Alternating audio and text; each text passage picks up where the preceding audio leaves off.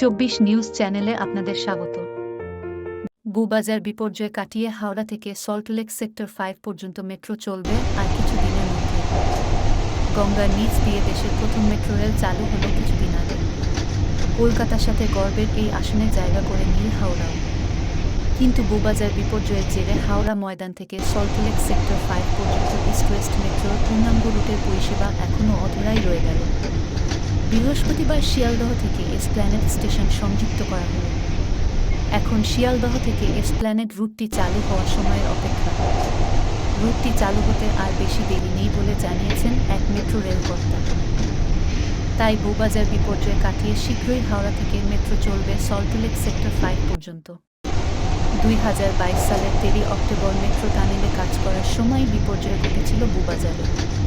প্রতি মিনিটে প্রায় 1000 লিটার জল ঢুকে পড়েছিল টানেলে।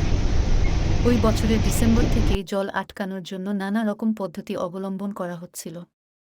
অবশেষে কাল ভোর 6টায় মেট্রো টানেলের সেই ছিদ্র পুরোপুরি বন্ধ করার কাজ শেষ হল।